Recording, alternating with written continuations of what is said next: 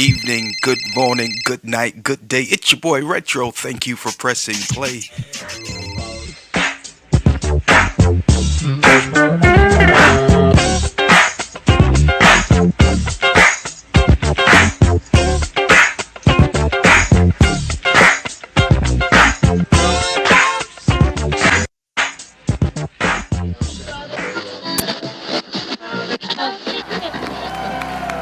Come on, somebody lift up a shout to the Lord.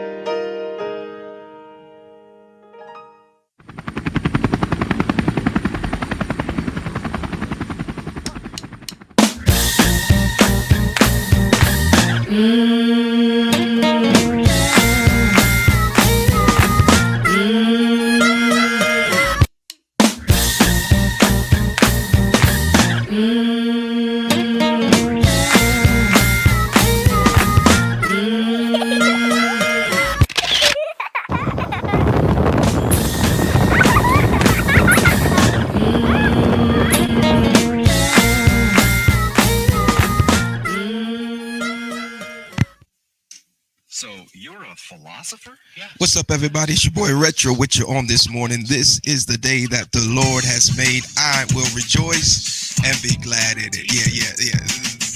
Yeah. This is a day that He has made. I'm going to rejoice and I'm going to be glad in it. And I hope that you come to the conclusion. I hope that you make the resolution that you too, you as well, will rejoice and be glad in this day. I don't know how yesterday went for you.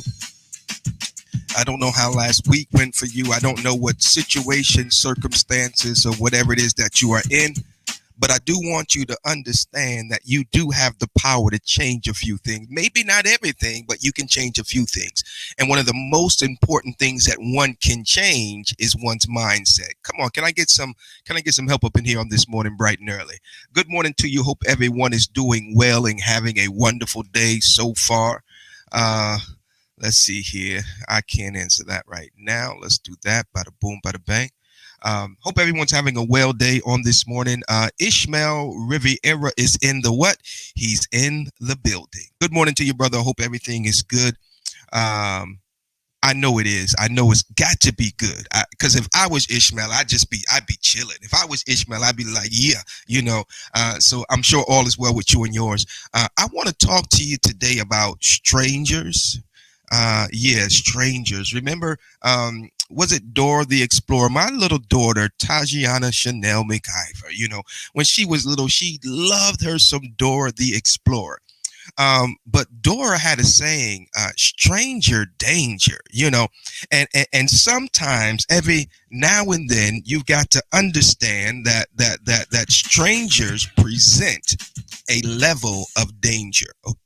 Yeah, they present a level of danger because if you don't know who they are, you don't know what they're up to. You don't know what their plan or their plot is. You don't know where they came from. You just don't know. So we teach our children strangers equal danger. And I believe the reason why we teach our children strangers equal danger, because it's better to be safe than sorry. In other words, if we don't teach our children that strangers equal danger, they may open up, or to someone that they don't know, and they may have bad intentions, versus them avoiding strangers at all costs just to be safe. Okay. Now, strangers equal danger. Now, is that the case always? No, it is not always the case. Strangers do not always mean danger. But when you are a child, when you don't have the strength, the knowledge, the wherewithal to protect yourself, you're better off being safe than you are being sorry. So we teach them to stay away from strangers. But you're a grown man. You're a grown woman. Your story is a little different. Now let me say this. Good morning, James. How you doing? Mr. James Grunt in the building. I hope all is well with you and yours up there in the DMV area. I see you on them twos, brother. I see you on them twos. God bless you, and keep your head up. Keep it up. Keep it up. Keep it up. Keep it up. The scripture says, lift up your head, O ye gates, and be ye lifted, and be ye lift up ye everlasting doors, and the King of glory shall come in. Church, can I just tell you, folks, that if you keep your head up, he will come in. In other words, situations could be bad, but keep a good attitude, and it will draw him. It will compel him to enter into your situation, and then you will understand that he is the King of glory. He is the Lord of hosts. All right, I just want to throw that one in there real quick. But here we are. We all grown, right? It's funny how folk want to tell you, I'm grown. I do what I want to do, except for when they need to be grown. When they're supposed to be grown, they want to act like babies. We were talking about, what was it, the book of Corinthians on yesterday, I think it was, and how Paul was saying, I should be feeding you meat, but you still on milk. And he went on to call them babes, even babes in Christ, and so we want to act like we grown when we want to, but then there are other times when we should act like we grown, that we act like little bitty babies, having tantrums and just falling out, and things don't go your way. You want to just mess up everything for everybody, like they used to do back in the day. You losing at kick soccer or whatever sport it is, and because it's your ball or your bat, you take your bat and I'm leaving, and now the rest of the folks, they can't finish the game because nobody else had a ball or a bat. That's why you got to get your own ball and your own bat. Yeah, that way when they get mad and they want to walk off, let them walk off. We got more balls and we got more bats and we got more. We got equipment. Yeah. Hashtag we got equipment. Okay, so check it out. We got to realize that there are some strange situations that should not cause us to run away scared. There are some people who are actually strangers that we don't have to be scared of. All we got to do is get to know them, because not every stranger. All right, let's jump right into it. Since we're there, right? Let's just jump right into it. All right.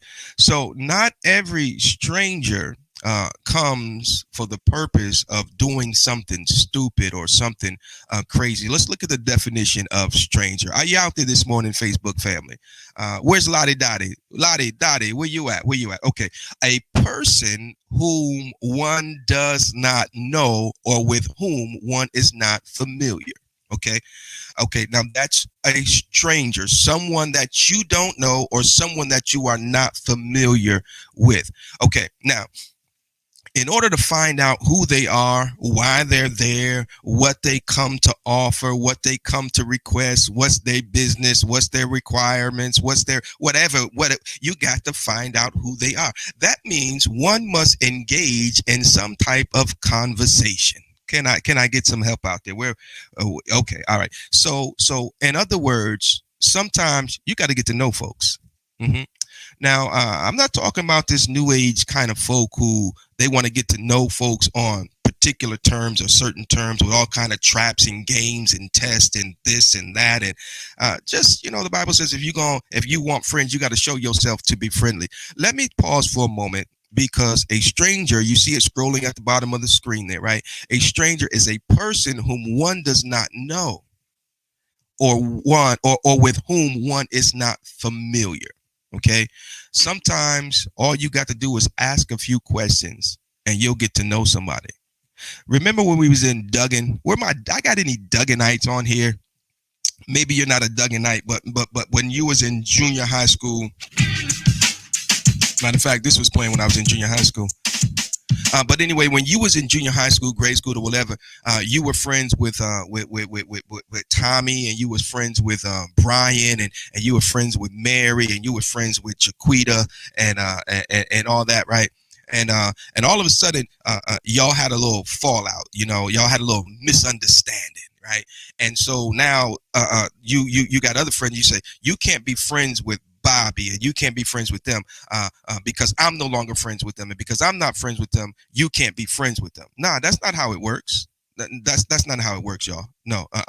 What's my point? My point is sometimes we have to be very careful that we are not allowing people to tell a particular narrative about a particular situation when in all actuality that's not the way it goes. And so just because you got a problem don't mean I got to have a problem. Sometimes we got to take time to get to know folks. I want to shift for a quick moment if I could, and because I got the mic, I think I can. What's going on, cuz? Eric Brown is in the building. How's everything going with you down in the ATL? I know it's going slick as oil. I know it's going cool as a fan in front of a AC. I don't know. I ain't got no more good stuff to say. But I know all is well with you and yours because that's how we do. That's what we do because that's who we are. We've got to be the kind of people, real talk, that when all hell breaks loose, we can still keep our cool. I mean, for real. When as they used to say, when life gives you lemons, what do? You make lemonade. In other words, you got to be the kind of person as best as you can. Good morning, Bernie. How's everything going with you and your lovely family? We've got to be the people that do the best that we can to turn a negative into a positive. We got to be the kind of people that do the best that we can to flip a situation like pancakes. You know what I'm saying? Just flip that joint. I know it's not looking too good, but you know what? We gonna do this anyhow, and we gonna walk out of here with a smile still not just on our face, but more importantly in our heart. Yeah, that's what we're gonna do. So be careful how you are labeling people that you don't know as dangerous strangers. Okay, now all you got to do is get to know them, and you will find out that they're really not dangerous at all, but they are there to be a blessing. And I like to go back to this this text here.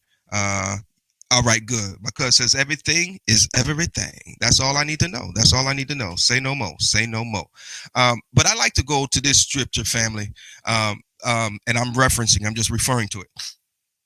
But I don't know if you are familiar with how Jacob had he had purchased the birthright from his brother Esau.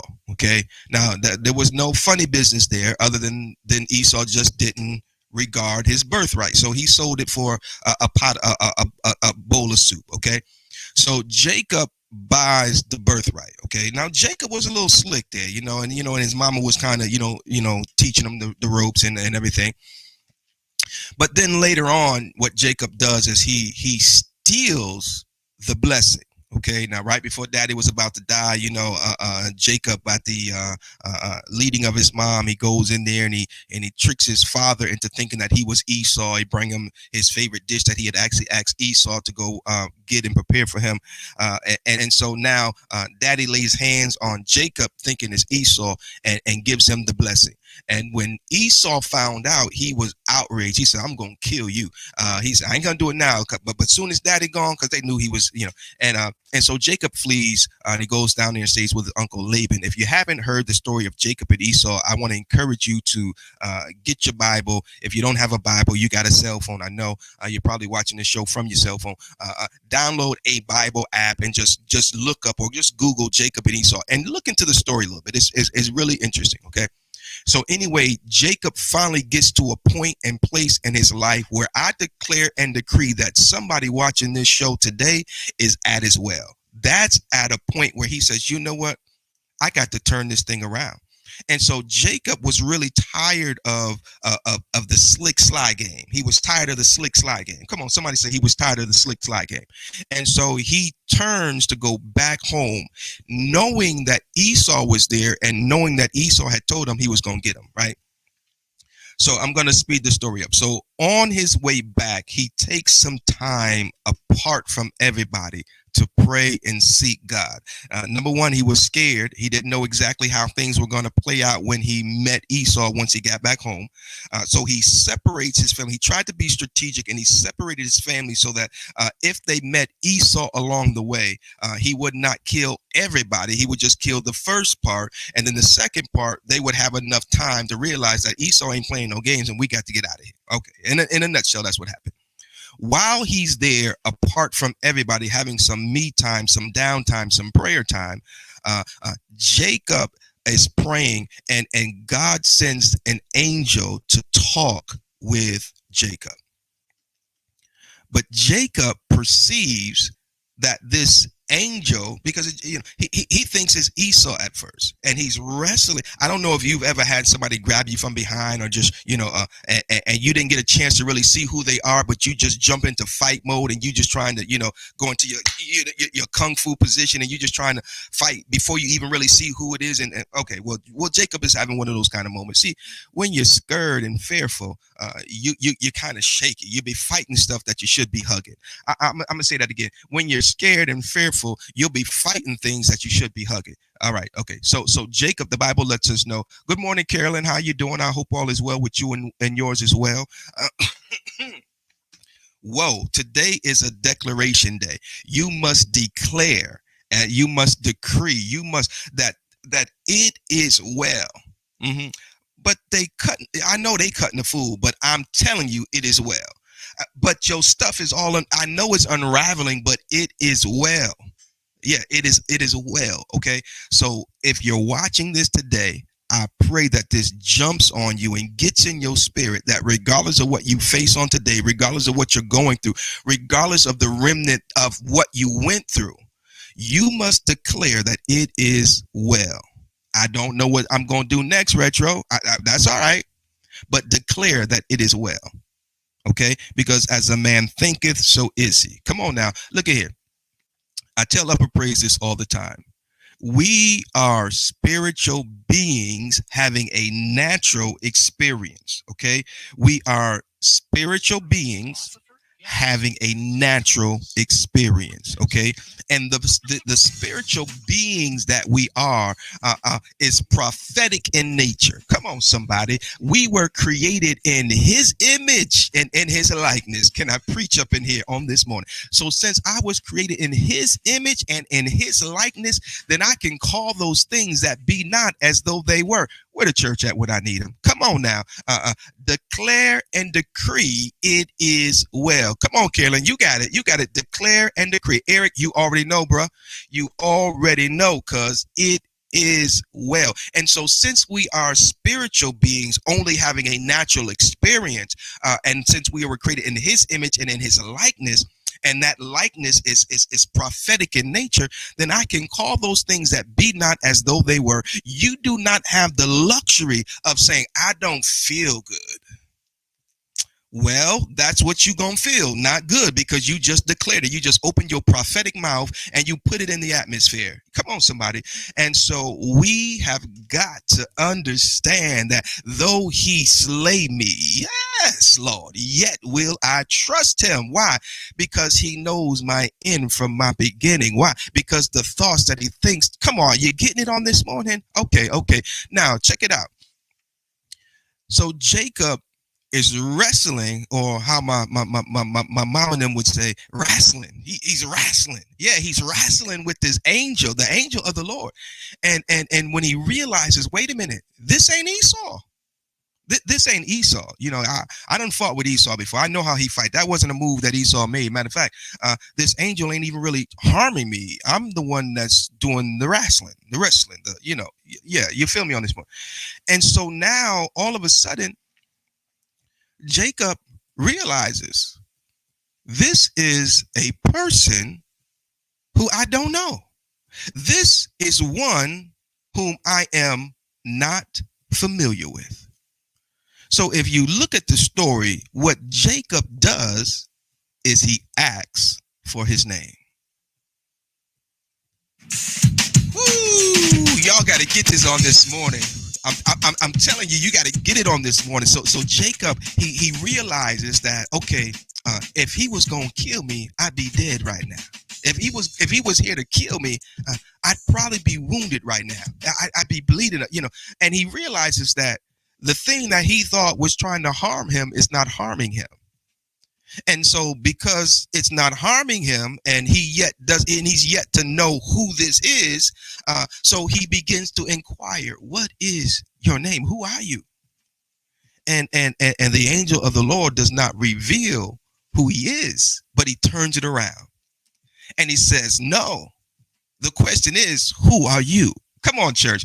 I should have just saved this for Sunday, because this right here will preach all day long, 50 different ways. And so the angel, the Jacob asks the angel, who are you? What is your name? And this is just coming from memory. I should have looked at it this morning. But nevertheless, he says, what is your name? And the angel of the Lord flips it and does not give him his name, but he says to Jacob, he says, no.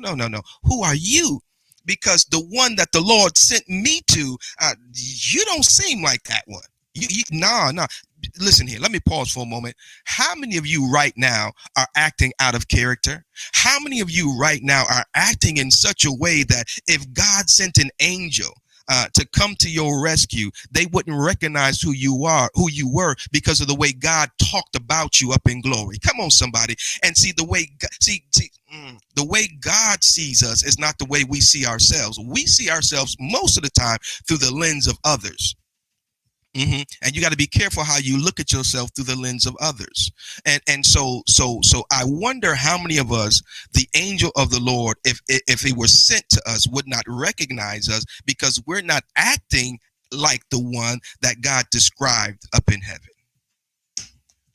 I can't get no help up in here, Bernie. I just can't. We as humans with a limited mind always try to limit a limitless God. I'm about to shout right there, Bernie. Stop it. I'm about to shout. It is always well, even if things don't go my way. Come on now. I feel a shout right there, Bernie. I feel a shout right there. How are we going to limit a limitless God? And so Jacob does not get the name, but the angel asks Jacob, what is your name?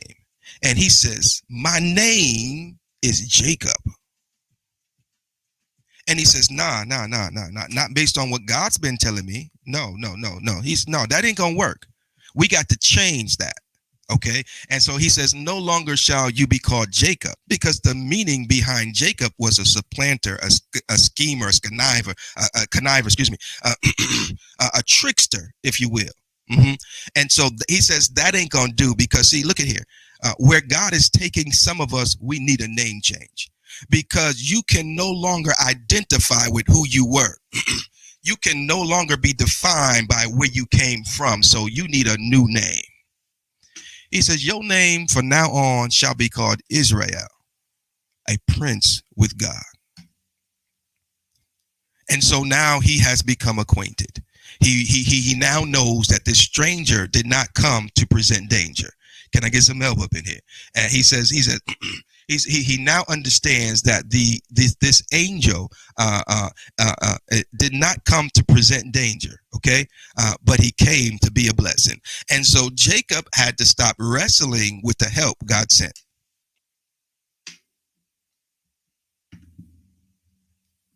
Yeah. Hold on, y'all. Hold on. So you're a philosopher? Yes. Oh my gosh. How many of us are fighting with the help just because we thought it was a stranger? And the thing about it is, all you got to do is ask a few questions. Okay, let's look at this. Let's look at this. We go from a stranger to what is strange, unusual, or surprising in a way that is unsettling or hard to understand, not previously visited, seen, or encountered, unfamiliar. So Jacob had never encountered anything like this before.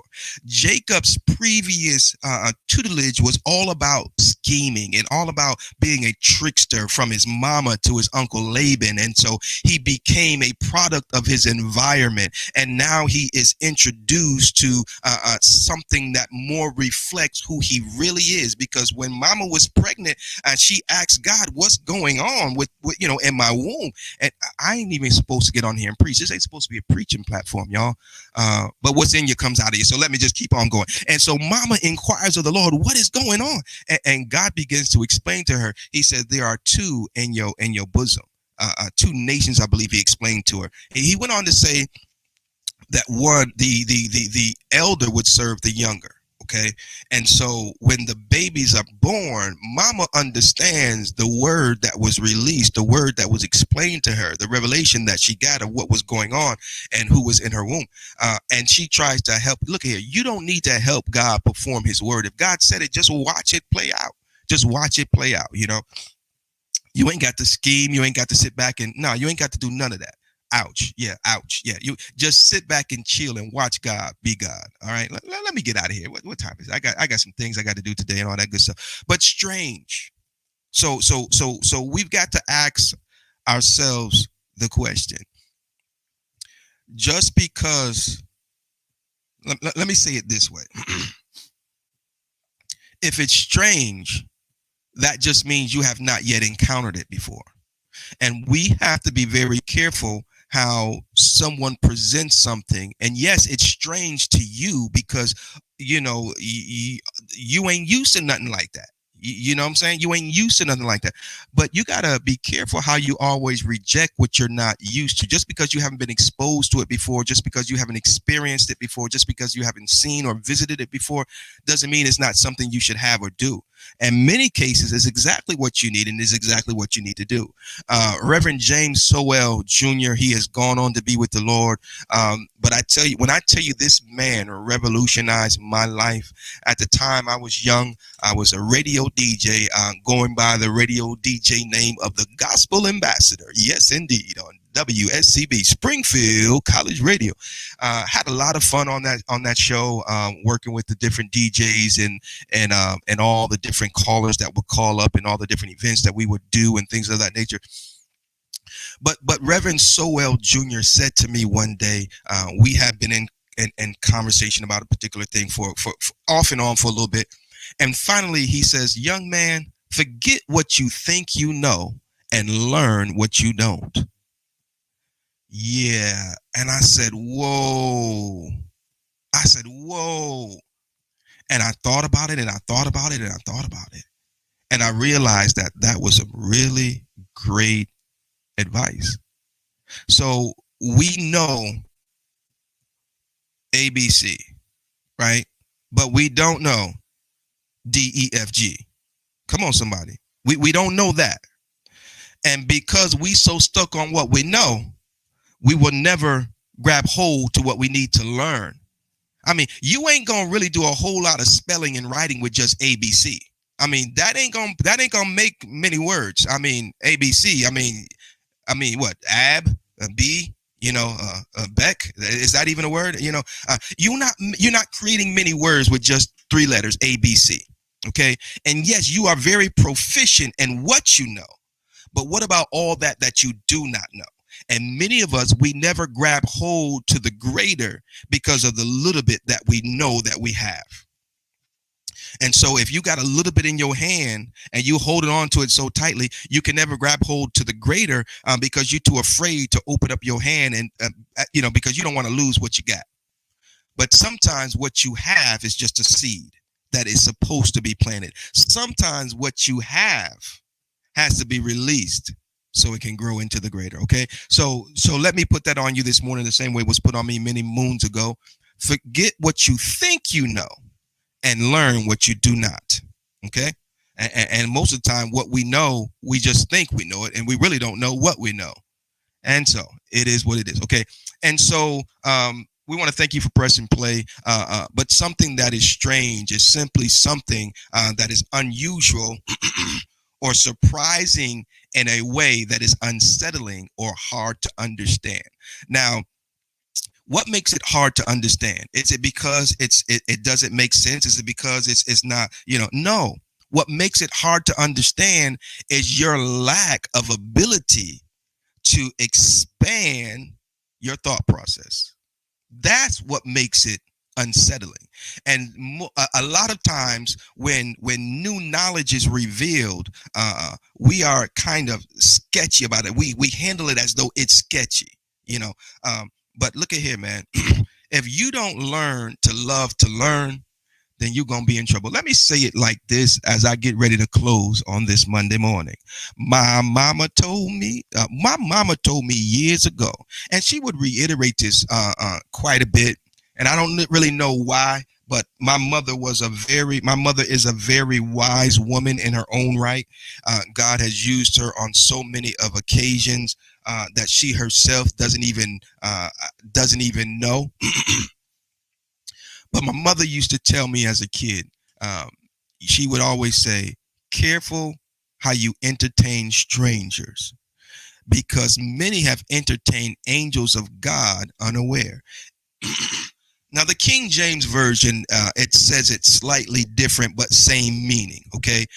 And you'll find it in the book of Hebrews. I'm not sure which chapter, but it is in the book of Hebrews. But she would always say, be careful how you entertain strangers, because many have entertained angels of God unaware. And so when you look at that verse, when you look at the text, I think it's verse 2. I'm not sure what chapter, but verse number 1 says, I believe it says, let brotherly love continue. Okay.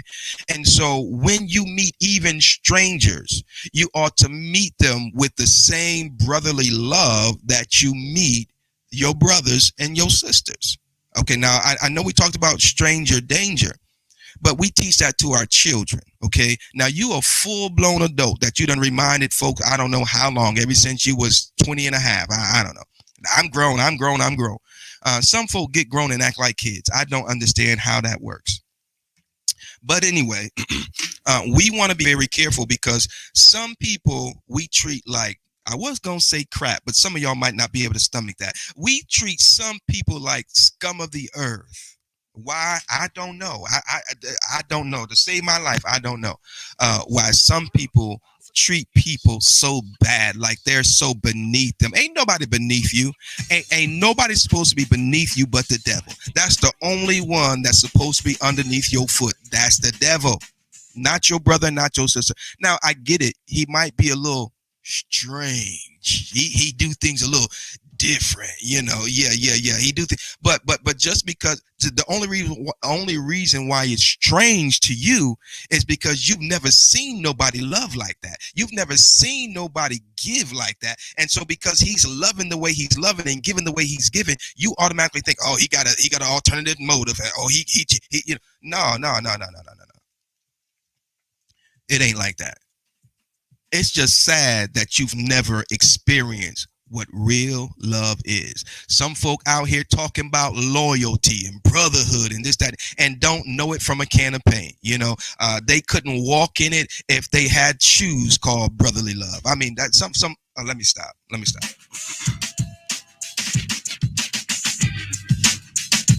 Okay, let me get myself together. And so we've got to let brotherly love continue.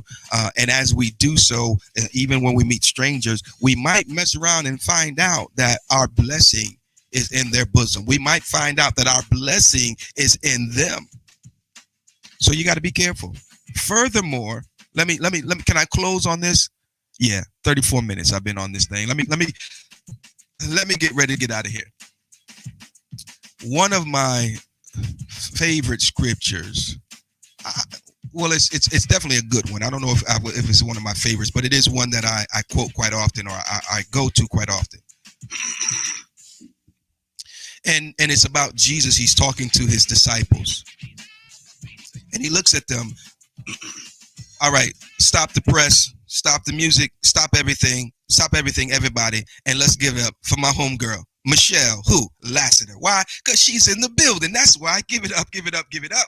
Yes, indeed. Yes, indeed. Good morning, Michelle. How are you doing? How you doing? How you doing? Okay, back to the scheduled program. We're glad that Michelle is watching. We're glad that Carolyn is watching. We're glad that you're watching. We're glad that they're watching. We're glad that you press play. We're glad that they press the speaker button. We're just grateful for everybody in everything. What? Give thanks. Why? Because this is the will of Christ, and this is the will of God in Christ Jesus concerning us. All right. So what was I saying, y'all? Yeah. Okay. All right. I'm glad you're doing well, ma'am. I'm glad you're doing well. Okay, so Jesus is talking to his disciples, right? And he says to them, he says, man, I was hungry and you fed me. I was naked and you clothed me. He says, I was in prison and you came to visit me. And the disciples are like, what? They confused because they ain't did none of that. And then they says, what do you mean? You know, and you know what his response was? Y'all gonna miss this. His response was, go ahead and share it, Sister Carolyn. Go ahead and share it. His response was, as you have done unto the least, you have done it unto me. So wait a minute. Hold on. Stop. Hold on. Wait a minute. What am I looking? Hold on. So you mean to tell me the way you treat strangers, the way you treat those who are less fortunate is actually how we're treating God? That's pretty much what he's saying. He said, as you have done unto the least, you've done it unto me. So if you are snobbing those who are asking you for $1 at the stoplight, you're snobbing God. Furthermore, I'm not saying this is the case, but furthermore, it could be. What if that was your test? What if that was an angel sent from God? Can I tell you, can I testify? We're going to turn Monday into Testify Monday just for a moment. I'm going to break the rules and, and tell you this testimony. Years ago, many moons ago, I was young and I wasn't saved. I was going through some things. Actually, God was calling me. He was drawing me, and I was fighting tooth and nail. And I had gotten so broken down till I did not even regard my own life. The devil was trying to take me out before I could surrender to the Lord. And I never forget it. I was in downtown Springfield, Massachusetts, right in front of the Civic Center. They had across the street from the Civic Center, they had like a main bus hub for the bus stop, PVTA. And so I'm crossing Main Street. I saw the bus. He was coming. And I crossed the street right in front of the bus, literally right in front of the bus. Excuse me, sorry about that, y'all. And I heard the bus, the air brakes and all that stuff. And I remember looking up and he didn't hit me. And the bus driver sitting there looking at me like, are you crazy? And as I stepped on the curb, somebody said, Jesus loves you, and placed a tract in my hand, right? And so I looked down and I look at it, and I don't remember exactly what it said, but whatever it said, I do remember that it spoke volumes to me just that quick. And I looked up to see who gave it to me, and they were gone. I couldn't see him. I don't know which way he went. And I believe it was more than just a somebody. I believe it was an angel of God that came to give me a message so that I could get up out of the funk that I was in, come on somebody, and realize that God loves me. Even though I was low, even though I wasn't loving myself, even though I did not even regard my own life, God wanted me to know that he still loves me. Why? Because he died for me, because I'm his. And he wasn't done with me yet. So how dare me want to disregard my life that he died that I might have, and I hadn't even started the mission that he had for me. Can I get some help up in here on this morning? Bernie, not only did you need this word today, I needed this word today. It's falling out my mouth, but it's for me as well, And so you got to realize, folks, that some of these people that we come in contact with could very possibly be undercover agents for God. I said it, and I ain't sorry. And so be careful how you treat folk, because he said it, as you have done unto the least, you have done it unto me. And so if you ain't up, see, we asking God for forgiveness when we owe an apology to folks that we done dirty. He still loves Sheena. It's so good to see you this morning, Sheena. God bless you. How are my little cousins doing down there? Boy, I tell you, you got a beautiful family, cuz. You got a beautiful family. Good morning to you and yours. Tell Dr. Jones that his big cousin said hello. Yes, indeed. Yes, indeed. One of my favorite couples right there, Rashina and Kelvin Jones. That's real talk. That's real talk. But check it out, y'all. Everything that's strange ain't supposed to be strange. You just got to open up your little mind and let it in and let it in. God is trying to show you something, okay? And I think what he's trying to show somebody, all is well. You better believe it. I already know all is well. All is well. But real talk, I believe that somebody that's listening on today, needs to hear this next word here. And you've heard this before. Everybody's heard this before. It's nice to be important, but it's more important to be nice. Mm-hmm. Yeah. And it's more potent to be nice than to be nasty, and so it's nice to be important. Everybody wants to be important. Everybody wants to be somebody and everything, but it's more important to be nice. So be nice to folks. Stop looking down at folk. Stop acting like you better than everybody just because you might have more. But are you maximizing the more? See, somebody got less, but they maximizing their less more than you maximizing your much. How about that one? I'll just leave that one right there. Okay. So look here, I'm done. I done said what I had to say. I done released it. I feel a little bit better. I feel light now. I feel a little lighter now. But for real, strange versus the stranger. The stranger really ain't strange. He's just trying to bring something that you have yet to experience. All right. And what you need to do is say what your name is. What you need to do is where you come from. What you need to do is how can I help you? What do you need? In other words, have a conversation. Real talk. How many people you don't like that you've really never sat down and have a conversation with about why you don't like them? I promise you that more than I was gonna say 50, but I'm gonna up the stake. I promise you that more than 70% of the folk that are in this situation, if they would have a simple conversation, will find out that the reason why they don't like someone is not enough reason not to like them. Y'all may have some differences. Y'all might not even see eye to eye, but I promise you, if you were to have a conversation, you would find out enough about that individual that they would no longer be a stranger, and you would understand them enough to find out that what they're doing or the way they do this, that, or the other is really not strange. It's just that you had yet to see it. I told one of my children this. I think it might have been my son or I don't remember who it was, but I was saying this the other day, and I'm going to say it today. You don't have the right to be mad with someone that you have not first had a conversation with. Yeah, I've got some problems. I've got some issues with what you did, and so I'm just going to sit here. I'm going to be mad. No, you the fool, boo-boo, because they don't even know. They might be willing to fix the wrong. They might be willing to correct the trespass or whatever, but they might want to, but they don't even know that it affected you like that because you acting like a little baby, like a little punk, like a little, there's some other words that can describe it, but we live and we don't talk like that no more. Anything that we just said. Y'all praying for me. Come on, Michelle. I'm trying to say it, sister girl. I'm trying. Real talk, we can maximize the leash, Rashina. We can maximize the leash, just like the woman that had nothing but the little bit that she dropped in the offering plate.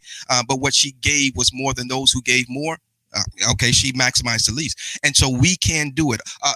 Chitty chitty bang bang. All she had was 15 cents, but she made $1 out of 15 cents. She had the least, but okay, all right. So I mean, real talk. Okay, so we've got to understand that we can have conversations, and in the conversation, it's got to be, you can't be doing all the talking. What is it? It can't be a monologue. It's got to be a dialogue. And so that means, you give me a chance to talk too, because you say how you feel, but just so you won't give me a chance to explain, okay. All right. And so we have a conversation. We have a conversation, and you will then get more understanding. Now, at the end of this conversation, I still disagree with what you did, but I've got so much more understanding as to why you did what you did. And now I have no animosity. Excuse me, I have no ill feelings towards you, because I get it. I really understand why you did what you did.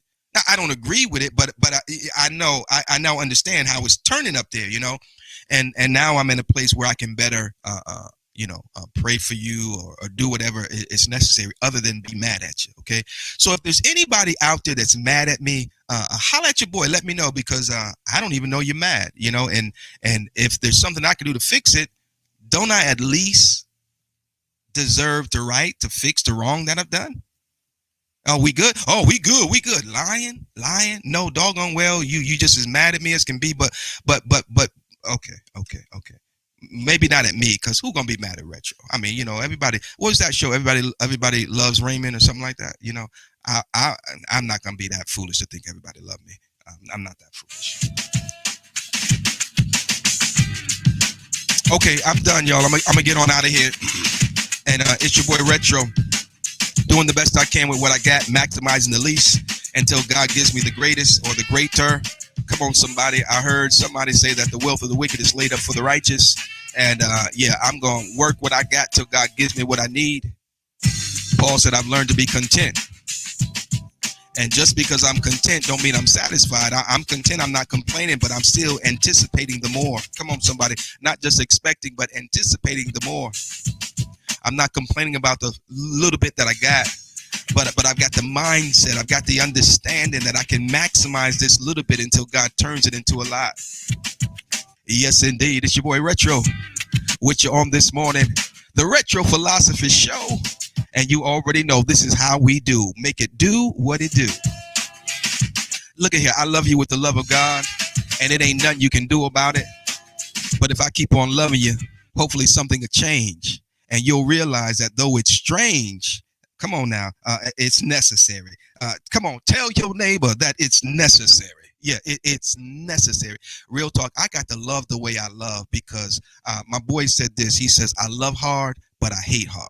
And so I got to love like this so that I don't drift over into the other side, because the same way I love hard, if I mess around and get on that other side of love, man, I'm going to hate real hard too. And I can't afford to go there.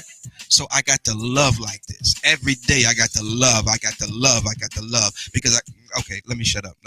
Yo, it's your boy Retro. I'm out of here. Hopefully something was said to help you, to bless you, to encourage you, to let you know that God, number one, exists. Number two, that God loves you. Number three, that God can pick you up and turn you around and place your feet on solid ground. Come on, somebody. How you feeling on this morning? Yeah, Michelle, it's necessary. It's necessary. They want to stop you, but you can't stop, because what you're doing is necessary. Yeah, and where my man at? Malcolm, he said by any means necessary. Yeah, I look at it. I ain't got time for your hate. I ain't got time for your hateration. I ain't got time for your this, that, and the other. I've got to walk in love, because God is love, and I've got God in me. He's shed abroad in my heart, and what's on the inside is coming out on the outside. And yeah, let me get out of here, y'all. Y'all got me. Y'all got yeah. Peace. We'll see you guys next go round. Yeah, that part.